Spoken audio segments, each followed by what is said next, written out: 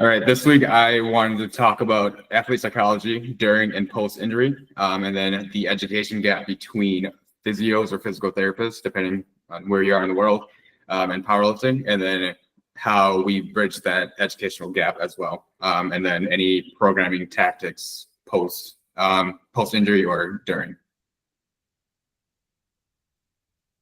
Does anyone want to start? Let's start athlete psychology during injury. One of the big ones from the podcast that was like immediately apparent was like going through what I think was what he called therapeutic alliance, which is like having a good immediately a good relationship with a clinician, or like having built up that trust or rapport, and that being like a way higher predictor of recovery than like basically any protocol. I think is the term for that face validity. I think face validity is more like how much you trust the person off of their immediate appearance. So like if you came in and someone was like the clinician that was seeing you was in a wheelchair or really badly injured or in a cast, you'd probably be like, do you know what I mean? Like, really, bro? But if they are like, I think the therapeutic alliance was more so like the immediate emotional rapport that you built up with someone, irrespective of how they like their actual physical appearance.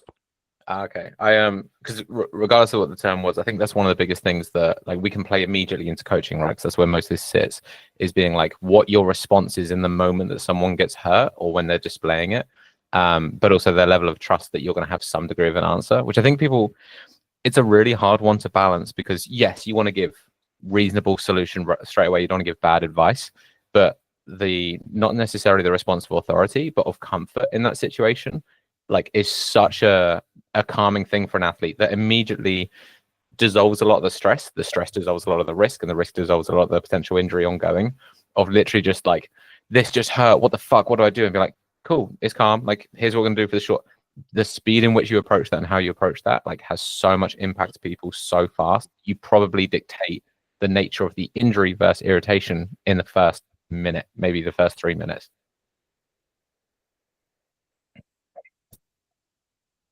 Would you guys typically try to like calm the lifter down and kind of see like where it is in 24 hours, or would you try to diagnose it like that day, or not diagnose, but try to figure it out that day? So I was just about to say, like, for me personally, I wouldn't try to diagnose it then, because there's so many emotions going on and they're taking on so much. I think just trying to calm the lifter down, like being as reasonable as you can, as responsible as you can, but trying to calm them down. And then in 24 hours, right, okay, your emotional state should be somewhat level. We can now have a constructive conversation about what happened, why it potentially might have happened, and then we can build a plan from there. So I would probably jump into, sorry, Brandon, I know you're about to go cut straight after, but the immediate regulation is something I'm actually much more active towards. And I know that obviously myself and Kim, we come from the rehab background or the physio background.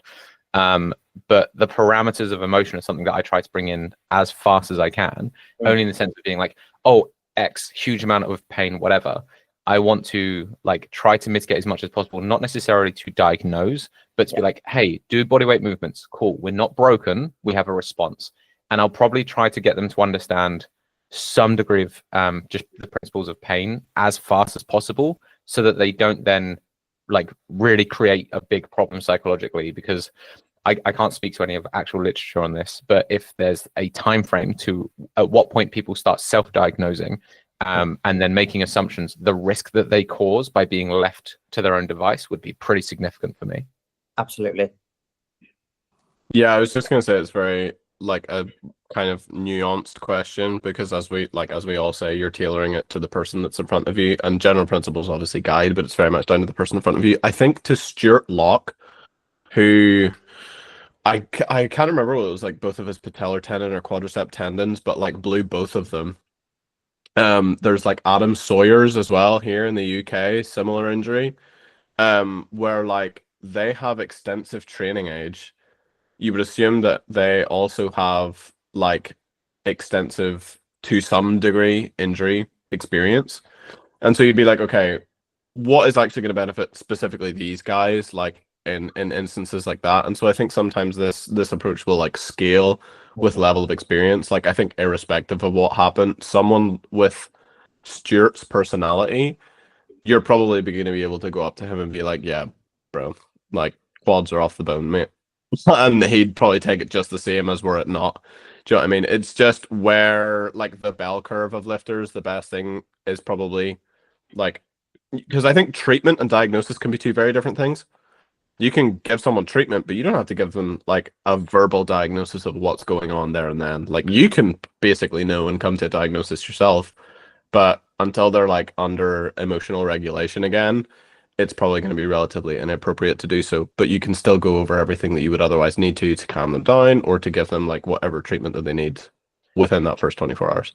There's another thing I'll add to that just because of the terminology, because I don't know if this is something that has come across as well, but the difference between diagnosis and clinical impression. Yeah, so this is something that like people don't speak to enough, which is if you're not a registered body, you're not someone in the position. So if you're a physio, osteo, you absolutely can do. You can diagnose the thing. But if you are a sports therapist, you are giving me your clinical impression. So I've had a lot of arguments over time being like, you actually don't know. So when I'm going to move this slightly on a tangent only because it's really important, is even after when your lifter then goes and gets someone's opinion, is explaining to them that opinion is not immediately valid. It is an opinion. Mm-hmm. I've had people come to me, I had this in the last couple of weeks, being like, I've seen your athlete and what I think is that wearing the wrist straps has caused significant rotator cuff pain. And I was like, I objectively know that's not true. And that was your impression. But now my athlete is so scared to do the thing because you've just noceboed them into that perspective. So I think even in the moment, if they were like, but what is it? You can say, my first impression is it's towards this, but I don't think we need to go down that because I'm not going to know for 24 hours and so on. But yeah, trying to be clear that as a coach and to all online coaches who watch this, you're probably never diagnosing anything ever. And so the best that we're going to be able to do is be like, my best impression is, I literally just before this call had a lifter say, I'm still getting pain here. She had a hyperextension issue with her elbow. She was like, I'm still getting shoulder pain. What do you think I should do? And I was like, on the baseline, I can only assume the mobility in this region. I can't diagnose past that because I can't do a practical assessment. And so there's just like, I think all of this, and we'll probably always return to, is we're only ever creating parameters. We're never getting much more specific than that. And to piggyback off that, I just had an athlete who just competed and she was dealing with some sort of like what I thought at first was some sort of lat thing. And she went to, I believe it was a chiropractor, and she got diagnosed with like a rib infraction, which I had to Google it. I'm like, what the heck is that? It's a surgical procedure, apparently. So I explained it to her, like, okay, one, no one punched you in the ribs, as far as I know. So you probably don't have any bruised ribs. And based on your symptoms, because it only bugged her for squats and only when she had a belt on. So like based on your symptoms, it's from some sort of pressure, and you're competing in like 3 weeks. We can't just not squat. So I think the biggest thing we had to do was kind of just fight through the pain, and that kind of goes against a lot of things that I'm with, of like knowing there's pain and ignoring that and fighting through it. But we had to do that for at least a single, and then do everything else beltless, and it was magical. Squat still showed up. I actually have a question on that, on like working through pain. This is more so within training than at competition, but I guess this question would also arise like as a separate question.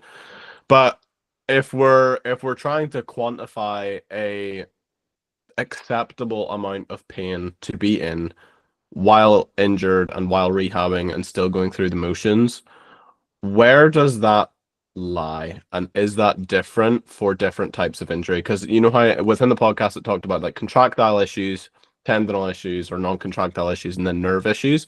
So like where with each of those does that pain scale sit differently? Like what is the standard protocol surrounding each of those types for like, okay, well, if we see it more than this, then it's probably a reason to auto-regulate down? Do you want to go first or me? You can go first, because I think we might have different answers. Oh, good. Okay, you're wrong. No, I'm joking. Because one of the things I'll say is if it is nerve related, so within the world I always worked with, like that's amber signal, and I'll almost immediately be like hands off to some degree. And I think there's a lot of things for my general thing objectively would be like coaches should fuck off with nerve issues, because it's just that you're not playing with something that's probably going to get better. You're playing with something you could potentially cause significant lifelong change to, depending on, there's so much to it depends to everything we're going to say. I don't, so the thing that we might disagree on is like how we rate a pain scale might be one of the big things.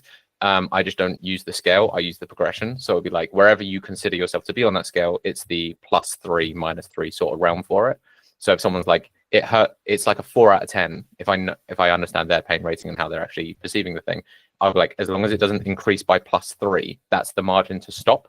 Anything within that realm. I love the expression you just made, Brandon. Ah, yeah. So I go for just +3 from where you're at, and so that tends to at least regulate the perception as opposed to where you think you were in the first place, because it's dumb.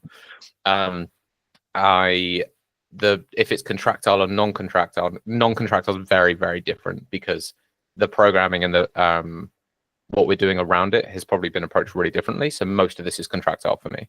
Come, where have you disagreed? We didn't. That sucks.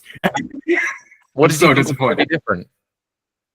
Well, it was a pain scale, because I remember us having this conversation of the pain scale, and I was like, "That's where I always go. It's just where do you feel on a scale of 1 to 10? If it's more than a 5, then we taper it back.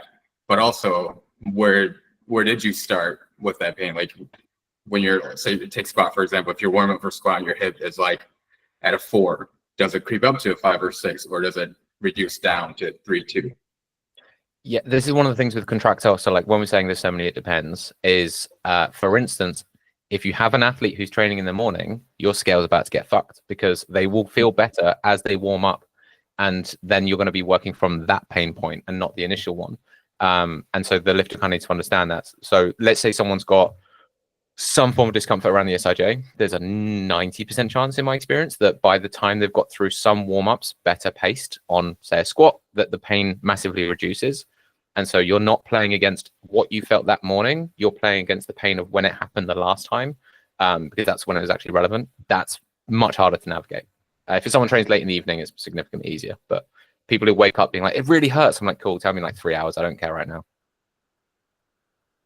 That sounds so mean. No disagree or agree? Brandon looks like he's thinking. I am thinking. I don't know if I agree or disagree yet. I think it's more that, so kind of a follow-up question, if like what if irrespective of where they are within that pain scale, it is like inhibiting like recruitment, and thereby you're having a loss of position or you're having a loss of whatever. And that is then getting us to like the work that we're doing isn't necessarily going to be as effective because we're falling out of position anyway because of a lack of recruitment due to the pain or due to a natural avoidance of pain. Tom, you want this one? Brandon, you cut out, so you're gonna have to say the last part for me. Damn. You're just gonna nod and be like, yes. So what do we do with that surrounding athletes who are experiencing pain and thereby they're like having an inhibition towards recruitment of the muscle, and we're falling out of position or we're adapting techniques so that we're avoiding that pain very specifically? And then is the work that we're doing even relevant because it's in such an inherently different position than when we were pain free? Well, I think to answer that first part, you could probably change it to a tempo for the most part, and that typically puts some of the point, not take it away, but like reduces some of the signals that they're feeling there. The reason this is so hard to answer is because there's so much it depends to it. So by the nature of what the thing is or what they're avoiding and how long they've had that pain, right? So if the relationship's built, there's a really different answer. But let's say it's brand new pain and so they're avoiding. I'm the same as Kum, is I would lean heavily into the mechanic. So tempo is like a great one. For instance, I have an athlete who has issue with oh my God, what's the bit off the spinous transverse process? She's got an injury with basically one of her vertebrae. And so she gets pain when load increases, but it's the rate in which the load increases. So the stress of it. So if we build pressure much more actively at the bottom, and the tempo of it then reduces discomfort. But if we were to do a regular pull, the pain would shoot through the roof. So we literally lean into the loading of the mechanic to take away the stress in that moment. So that's why it depends, because if that was contractile tissue and it doesn't want to take load, then it might be that you'd be assuming an amount of injury that we would then have to move away from that movement almost altogether. I would say if you have ended up with a movement that is bastardizing the technique you were after, on the assumption that the technique didn't cause the damage and so the technique's the problem, I would then just not be doing that movement because we cannot elicit anything positive out of it. I might have overworded that, but sound all right? Yeah. So it's really depends what tissue, depends on the time frame. Because if it's someone who's the harder one is they've had 6 months of pain and they say to you, my shoulder always hurts when I bench, I guarantee you have to find pain when they bench next. Like you just can't avoid it.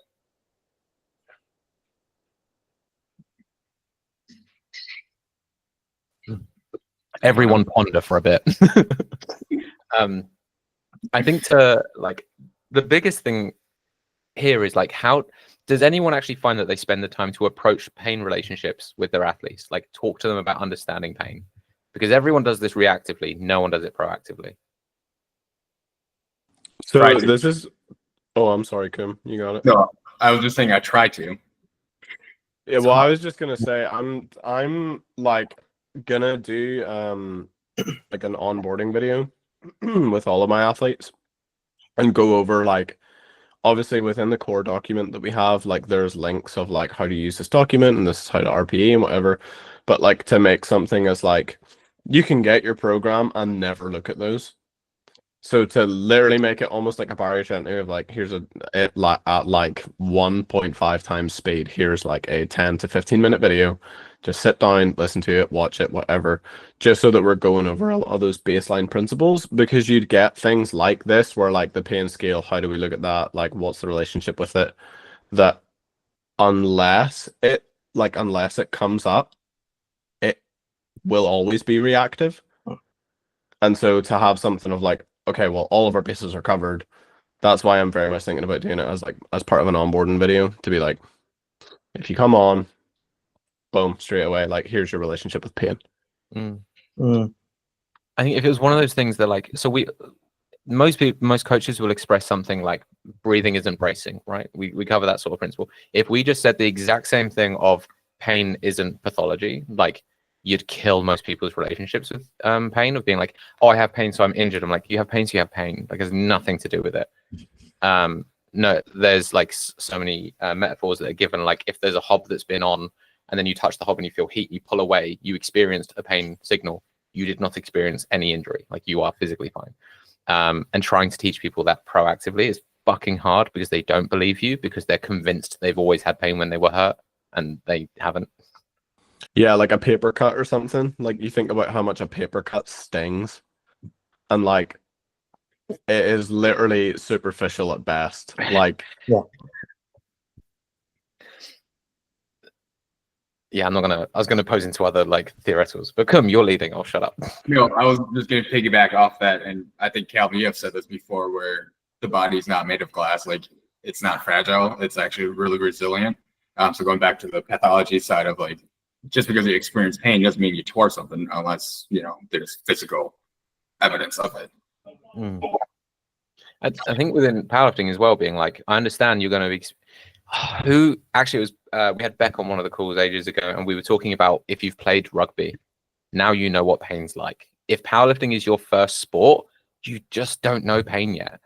And it's a really hard thing to explain to people, being like, look, if you're a basic gym pop, you've never broken a bone, you've gone to the gym and you've pulled a muscle, you think you were shot in the fucking head, but you weren't. Like, you pulled a muscle and you're actually okay. And like, if you haven't experienced that, and to give an example, my dad a month ago, he's 65-ish, I don't fucking know, he pulled a muscle in his back. He went to A&E, but his pain tolerance is so unbelievably low that he thought he'd blown his spine out his backside. And I was like, he was absolutely fine. He just hasn't experienced that kind of pain. And I think because we deal like a lot these days with powerlifters who have never done another sport and they're just brand new to lifting, that their relationship with pain is so brand new that their scale shoots up so quickly. I would argue that that's probably cultural too. Sorry, Adam, I just chimed in right in front of you. But I would argue that that's cultural too, because having lived both here and in the US, the majority of lifters that I know that are highly successful, like I'll say 400 plus, so they're at like a relatively high standard.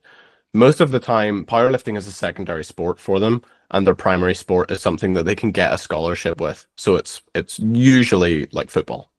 Mm. I was going to say, I think the scale is for a newer lifter.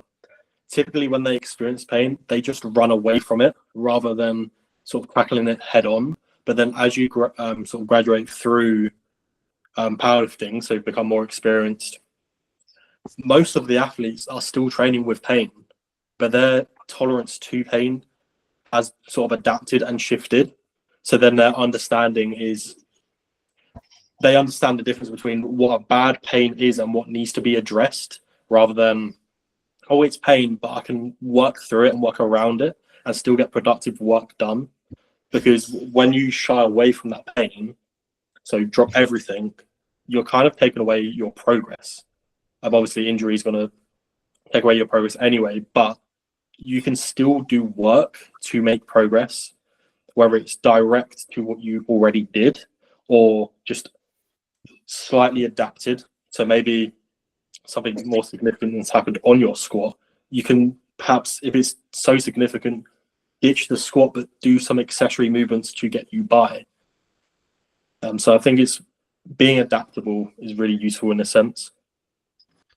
There's a thing that I was thinking, one of the worst psychological situations to have an athlete in is if they had plateaued or didn't feel strong and then got injured. The relationship to that injury now becomes the excuse to not be making progress.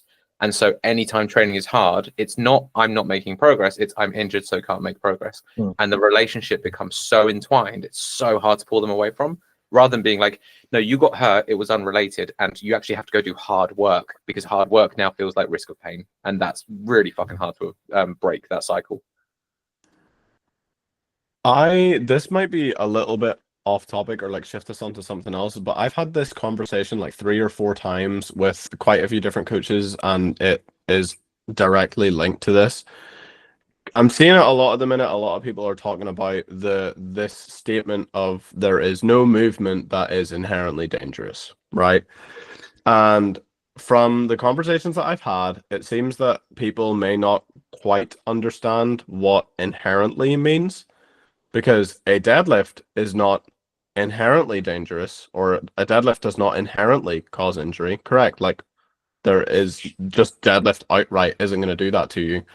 But it's more getting into like the nuance of how a deadlift is performed, or how a bench is performed, or how a squat is performed, that you start to see, like, if this tissue is being overloaded or something is not being prepared, and then does that give us a proclivity to injury in a different area, right? So I think that's saying, like, yes, it's correct that no movement, squat, bench, deadlift under the general scheme, is inherently dangerous is correct, but then it comes under like, there are nuances, however, that could potentially lead us to have a proclivity for injury, right?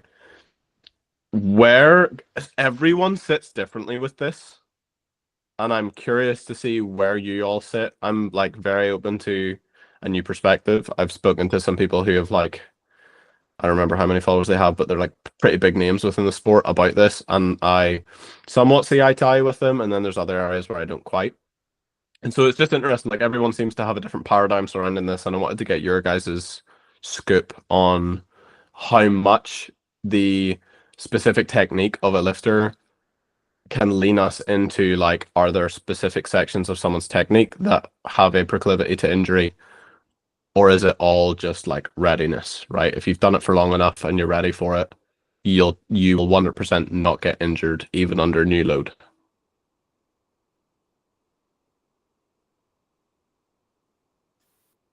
I'm intentionally holding back because I'll rant like shit, and we've done this, chat. So if anyone else wants to jump in first, because I will make notes while we talk.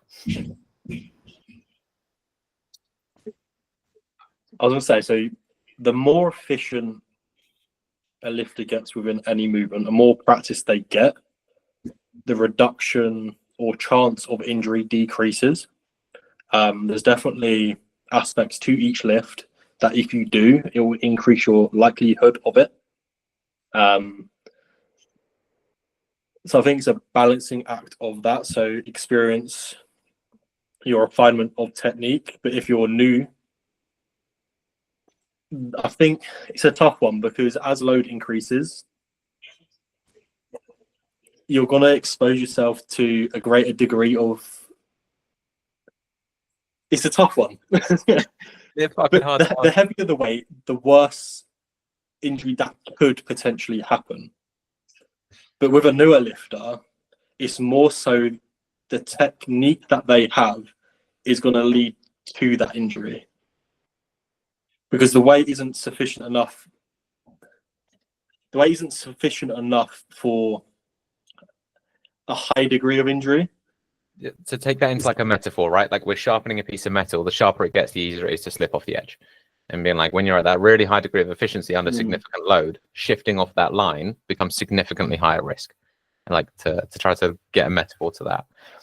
There's terms we're using, and they are the framework that changes the answer. So like what bad or good technique means and what efficiency means. Because if we're talking about efficient means the quality of a single rep versus the quality and maintainable standard of that movement through multiple reps, sets, and load.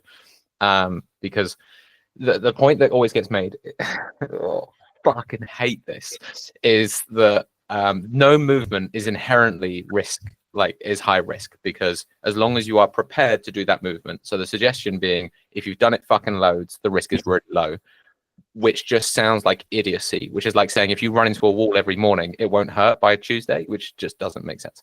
So like, I think the problem is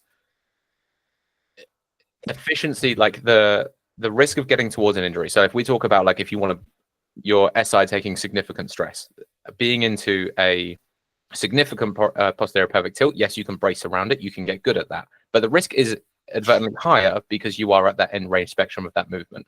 In the same way that if you have an aggressive descent on your squat, like you can say that works for the lifter and they have trained to control or to be tolerant to the speed of their descent, but the risk of like just the biology of what a muscle distributes stress into compared to the tendon is significantly higher, regardless of if you're primed to do it. Like the muscle, the contractile speed of the tissue is different, and you just can't say that just because you've done it loads, the risk is no different. It absolutely is. Could there be a preparedness that goes alongside that? So let's talk about the squat, for example. If someone gets their rate of velocity that little bit wrong, that could just throw them out the window. Yeah, this is what I mean. So when you're doing a thing towards end of spectrum, so whether it's like curvature of your back, whether it's so like I lift with a very curved position. I am later in the in that range of spectrum. So if that goes wrong, the risk is immediately higher because I was already close to that end range of risk. Someone who just pulls with a relatively neutral position, neutral obviously the term to the S curve of the spine, but being in the neutral position, you have the range of that spectrum either end of flexion or extension that obviously gives you a safety net to some extent if you're in the midpoint. But if I live towards the end of spectrum, there has to be a higher risk because the spectrum past that is that vertebrae splitting open. Yeah, I think there's like a leeway with this, and I think the progression of weight, that leeway gets less and less and less, as well as with the tolerance of technique. Yeah, it just kind of leads me into this, like, there seems to be two very end of spectrum arguments surrounding this, specifically relating to the technique per lifter, of it is either like heavy on the biomechanically efficient side of things, or it is really heavy on this feels good for me. And there doesn't seem to really be a place that meets in the middle from what I've seen. From a lot of the opinions online, or even in my discussions with people like face to face with other coaches, it very much seems to be that like we are either all in on like this is what is biomechanically efficient, therefore this is what you will do, or it's like, well, does this feel good? Carry on. And I think there kind of has to be this mid ground of like, it's not supposed to feel great all of the time, especially when you're adapting to something that could be more efficient. Like, you kind of have to pay that short-term regression to raise the ceiling. And so subjectively, like, as by way of perception, it's probably not going to feel quite right. But then on the other end of that, if you have someone who is like more informed, who is like very into their biomechanics and just wants to do whatever is biomechanically perfect, I don't know, maybe I don't know if I'm like going out of my way or outside of what my experience would say, but like the very word biomechanics is 2 words. Like, you can be very biologically minded, or you could be very mechanically minded. Like, you can look at the human system as a machine. And if you're an engineer, biomechanics is great for you. But if you're a biologist, biomechanics is also great for you. Do you know what I mean? And so it's trying to find where, like, efficient mechanics, but also like lifter biology, and as we've said, like, the human body is incredibly capable. Like, where that actual range lies per lifter of like who can do something that is a little bit outside of what we'd probably say is biomechanically tolerable, and who absolutely cannot. Have you ever seen the renderings of engineers where they've got like a suspension bridge and you put something across it and it shows all the points of pressure and like radiates red or green, whatever? So let's talk about like the biomechanic, like what's available. Let's say you've got someone with a pelvis that's suited to a wide position, the hip socket sits wide, they can go into this really like wide stance sumo and they can mechanically get to that position. But the loading capacity of the muscles that are relevant would flare up red. So like, if you say like, okay, they haven't developed much adductor strength, and yes, you can get to that position, but you have to assume a proclivity to injury to that muscle group that is now in a range that it's not been trained to and is a significantly higher stress than it would have been available. And it, like, if you really simplify this, every coach has spoken about the back work motum, about how, okay, just because you can go maximum grip on bench doesn't mean go maximum grip. Because you can go maximum stance doesn't. Just because you can get your low bar sitting on your fucking coccyx doesn't mean you should put it down there. And be like, there's a limitation to these things, but that's just the disguised version of the same argument of being like, just because it's available doesn't mean you could live there. And like, if you take the lifters who argue it the most, they live at end of spectrum. And it does feel like a defensive thing to be like, when you take Sean Noriega, who sits at the widest stance for his sumo and his squat, pretty sure he's had quite significant injury multiple times with his adductors. And now I'm not. What are you going to say, Brandon? David Wilson is the very example within the podcast that we watched that like he is that exact thing. Yeah. And no, I'm not saying that means it's not doable. But would I then argue if I was in the conversation, I'd love to have him argue back and like to get an idea, but argue being like, maybe you should do 50% of your squats with a narrow stance to distribute load better, to take some of the stress off of the thing that is at end range. Like, that just seems just like more towards a logistical standpoint of just being like, that just makes sense on paper. I'm just trying to think of like, in the same way, if you wouldn't put a beginner into a position where they could get maximum grip because they've got a decent rib cage, you'd be like, but the risk to your shoulder, it's not inherent, but fucking we know the shoulder joint's dog, and the chance of irritation significantly higher at a small margin of error. I feel like it's skill. Oh, go ahead, Adam. I would like to know the process behind these extremes, because there's not seen as much. But how does that lifter get there? Because if it's deemed not natural and typically not optimal, why would, like, how do you get there? Like, obviously experimenting, but what makes you believe? Who told you to do that? Yeah, because obviously David Wilson's squat is very wide, and when I look at it, I don't see that as optimal, like from a general standpoint, but it works. And that's the caveat to that. I think years of experience comes into it. Because I think he's been lifting for God knows how many years, and he's probably had previous injuries as well, which he's had to probably work around. Hence why he's gone so wide right now. I think he put a video up about that a while ago now, but I'm pretty sure it was a case of he experimented with a bunch of different stances, and that gave him the least amount of irritation. And you got to think of his training age. He's trained for God knows how many years. I mean, take me, for example, with my sumo. Like, I used to be the wider stance lifter, and I've trained it for years. Right now, right now, that is not an option. Like, my tolerance to that position right now is just non-negotiable. Can't do it. I was going to speak to this because I had an athlete who was coached by me, and we worked on her sumo. She had a relatively high hip position for her sumo. She couldn't suit anything lower. We didn't shoot for this like really upright stance, whatever. She took a break from coaching, and in that gap, she came back, and I saw her sumo. I was like, "What the fuck are you doing?" And she's forced incredibly upright position. And she was like, "Yeah, my back keeps blowing out." I was like, "You can't maintain it." So in the question of like, how do you end up there? I blame social media in a big way for seeing these people who live end of spectrum, people going like, that looks easier, I could do that. Because in theory of the term easier, shorter range, like people will mimic the things they see at end of spectrum because Enaharu can fucking pull nearly 400 kilos. Maybe we could all do that position. I'm like, fucking dare you all to try.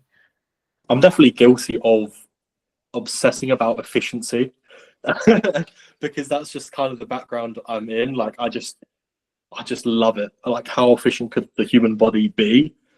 But then there's that line, which is I've also personally experienced this of, I'm obviously the taller athlete, so I do have the ability to go with a wider stance, but it still wouldn't be that wide. So toes to plates. But that wasn't optimal for me. So obviously, whilst there's a reduction in range of motion, the actual force production that I could put into the ground wasn't as high as, say, a closer stance. I'm almost at a frog stance now, or a hybrid. So that I have been guilty of that in the past, and I've kind of skewed away from that and been less biased. So I think something that Callum and I have spoken about, and it really applies to this, is like technique is not like efficient technique is not necessarily a set in stone thing at that time, because you're like one of the biggest things that we're looking for as far as strength training goes is one, obviously hypertrophy over time, but two, like neurological adaptation and then muscle recruitment. And so you'll find that there are things which are biomechanically available, but then there's also things which are muscularly available. And so it kind of links into what we've been talking about, like about people with a proclivity to certain injuries, is because they are in what is a perhaps biomechanically available position, but it is not muscularly available to sustain. There is no reason to say that at some point you would not be able to muscularly sustain an end of spectrum position or like or anything along those lines, or one of these extremes to either end, but that rather that changes and that can continue to change. Like we always we talk about how like always looking for 1% betters and doing things over a longer period of time, but technique irrefutably is no different. That it is something that we do take the time with, that an efficient technique for that lifter may look different as we, like if you move up a weight class, game on. Like your position could look so different based off of where you've hypertrophied more, like where you're getting neurological adaptation quicker, those type of things, right? So it's very like variable as far as time goes. I think it's the biggest misunderstood topic. Like tissue tolerance in a particular position, people just don't like. They just sort of weigh it to the side, or they don't even think about it. So, like when people do go for this wider stance position, like I've seen a load of people, specifically juniors and sub juniors, after they see someone like Renzo, who has gone for this. Yeah, who's gone for this super wide, very very upright position, sets of 7, sets of 8s, and then people think that they can follow in those footsteps, and I see them a few months later, their adductors have gone. They can't handle the tolerance of the load and the volume that they're doing, and the tissue tolerance, and then the tendon and ligament tolerance as well is just non-existent because they don't treat those. They don't train those pathways. They just think I'm just going to do this specific motion and I'm going to be better at it from doing it. If you took most new athletes and you had 2 routes, one is reduced range and reduced stress, and one is increased range and increased stress, most athletes would be better off with the increased range of motion choices of exercises. Like the amount of athletes I've had where they're like, do you think I'll suit sumo? I'm like, you fucking will. When we've crushed conventional, we're going to have so much more room for it. Or someone who's like, I could probably get like into a slightly wider stance. I'm like, I'd actually rather push your high bar for a little bit longer. Who are like, I could maximize my bench grip and like, and I'm still going to push your close grip if I can, all the time. Like it's just, it gives you a future to it as well. And I think the short-term play, we've gone so far from injury and rehab. When did this happen? That thing we were talking about. But it just gives you so much higher of a floor to your training to do all of those increased things rather than just jump down this route of reduced range of motion and living on the end of spectrum movements. Well, I mean, I think this kind of ties into injury as well, just with overuse injuries. Yeah, I think it still very much ties into it, because when we go into the ends of the spectrum, like you're putting more load on things that aren't really used to it. Like you take the wide stance sumo, for example, the adductors, like Ryan mentioned. So it very well still ties into injury. Did we have other things on injury we were specifically supposed to cover? was going to go through directly in the moment, but then post injury. So getting back into the programming side of things, I think Kun mentioned. Yeah, so post injury more so of like they're completely recovered, they're coming back into it, and like that psychological side of like, oh, last time I pulled 175, that's what tweaked my back. Like, how do you get them out of that headspace? There's a protocol that I really like, which Callum does for me as well, is the ascending into that set. So let's say you're doing a single, doing preliminary work to that single would help build confidence, and it certainly has with me. So it could be a triple into a double into a single. Then as the block progresses, you can strip back that. So week 1, 3-2-1, week 2, 3-2-1, week 3, 3-2-1, week 4, 2-1, week 5, 1. So you have that preliminary work done to support the confidence into that top single. Obviously, post injury, we're not going to be going into a single straight away. It will be a timeline, but they might reflect upon that moment that you would have to build that confidence. I think squat is the biggest one that a lot of people experience lack of confidence with, rather than the deadlift. Like the squat, the weight is on you and you have to carry it. So I think that one's the biggest one for confidence. But that principle alone, I think, helps support that aspect. But again, singles after injuries a little bit too soon.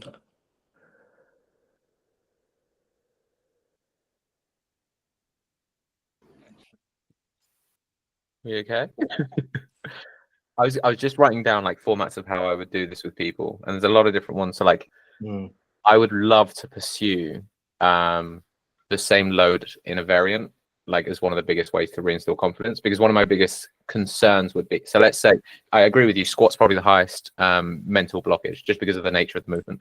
And so there's other means of approaching it, but like if I could get them to pause squat or tempo squat it, the risk is not only lower that they're going to like rush the movement, and actually the fear is going to cause anything of concern. Because if you rush the tempo, it's just a fast tempo. If you rush the squat, like there's actually more risk to it. And so I'd like to pursue the same load on the bar under a variation, if possible, on the assumption it's not literally your fucking max, because it's going to take me a while to get there. Simple things like the ascending sets is something I wrote down. Loading format. So this is a really silly one, but 215 is what I blew my hip flexor on.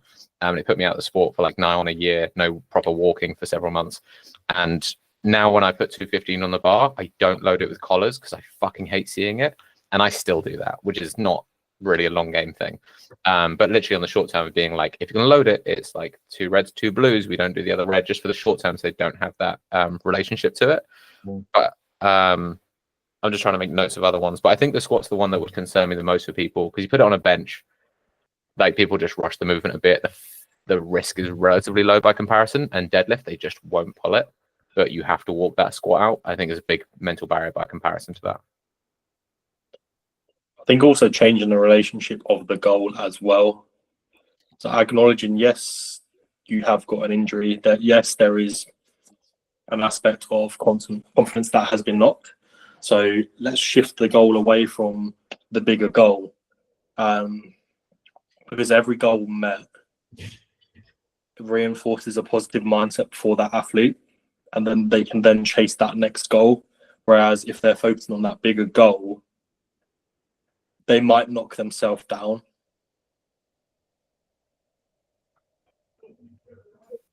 Can you say that again? I heard you, but I want to understand you. Can you say that again? So let's shift in the relationship of the goal. So let's say an athlete blows out on a single at comp. Their goal is to get as quickly as back to that position so that they can progress and potentially out squat what they blew out on initially. But as a coach, you want to shift that goal. You say, okay, that can wait. Let's focus on the now. What would be a goal that you would feel successful achieving? Because that positive reinforcement that you've achieved a goal would then spur the lifter on to keep going, rather than expose them out to, oh, I've failed, I'm not here yet. So that's what I mean by that. So shifting the relationship of the goal to support a positive mindset to get them through that period. Yeah, I agree. I think it's very much down to like the again, like we're coaches that, although we are all powerlifting coaches, we are people coaches too, and you're very much dealing with the person. So just the framework in which that's done,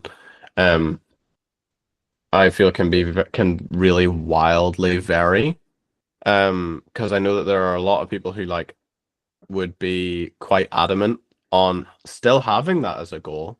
So not like in direct rebuttal of what you've said, but more of reframing that of being like, okay, well, if you want this, these need to happen, right? And so these are the immediate goals in order to get you there. Still with having that in sight, just in the instance that the athlete is like very strong-minded, which a lot of highly competitive, like say for example, if it's at a competition that they blew out, say if it was nationals or an international or something that happened, like a lot of those athletes have probably slightly more of a proclivity to be a little harder minded at times with those goals of being like, well, I want to get back onto international platform again, therefore this is the goal.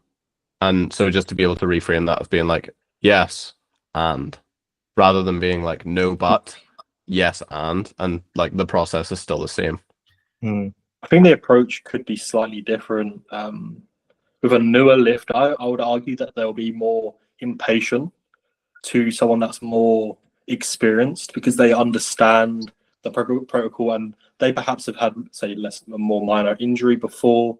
So I think that scale, obviously, with the competitive mind, it's going to be more challenging psychologically for them, but they understand the principle of coming back.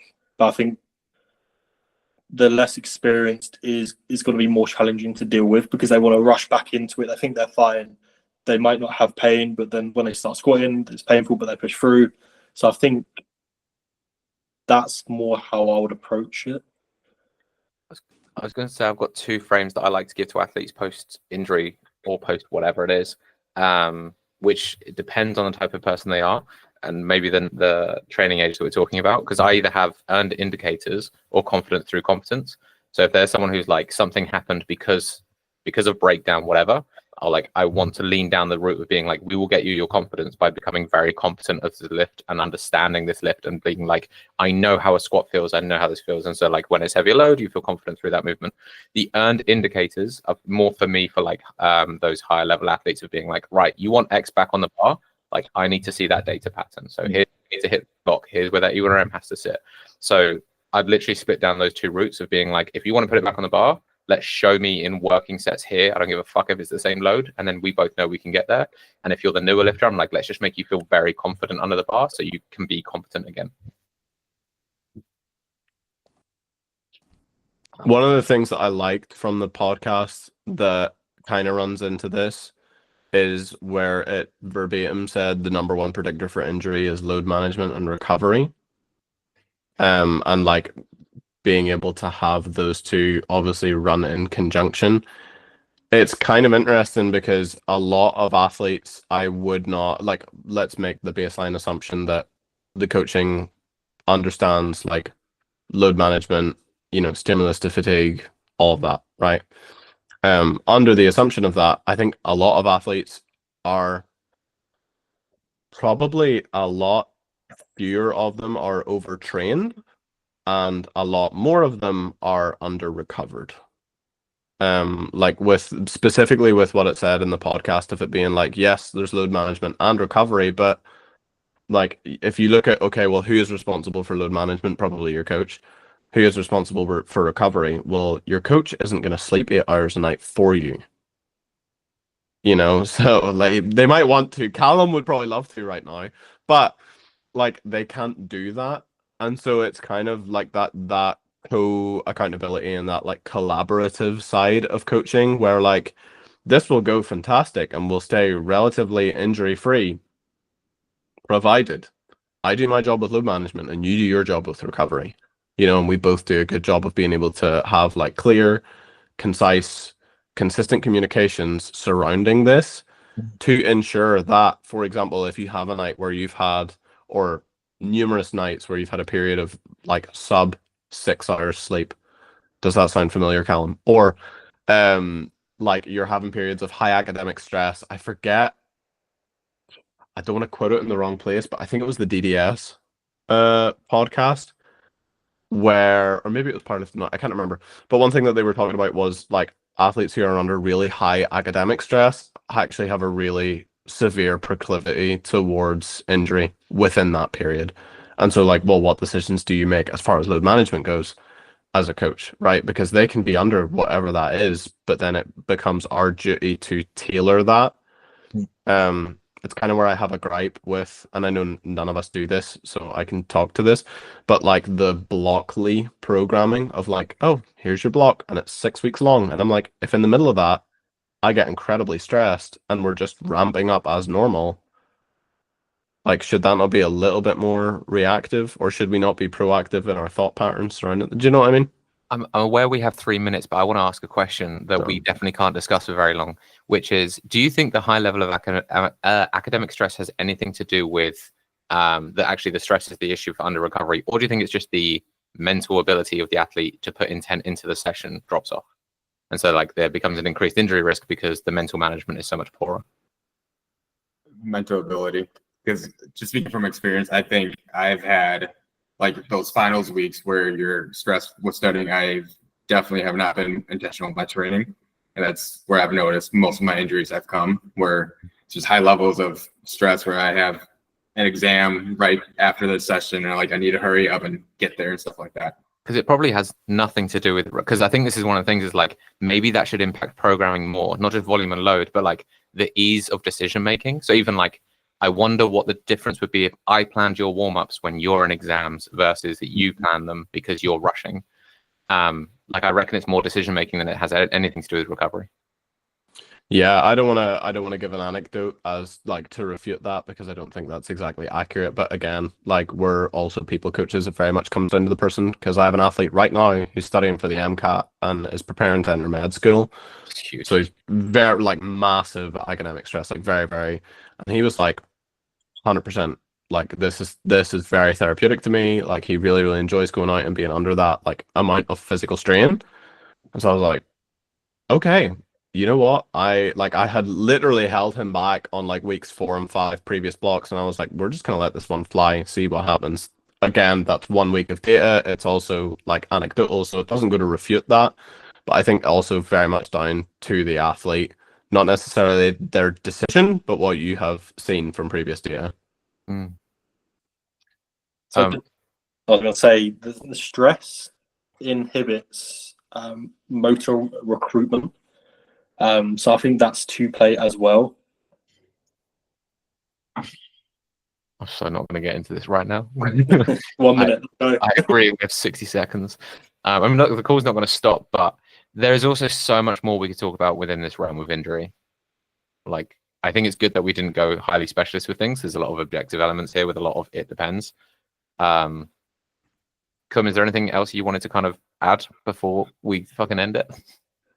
No, I think that was a great call. Like you said, there's so many things to go through, and like pain science is such a, I wouldn't say new, but a misunderstood thing, that there's just so many avenues we could have taken this. Well, that's all for this week. I'll end the recording, but no one jump off because I want to add bits. I just want to thank someone. Okay, still going.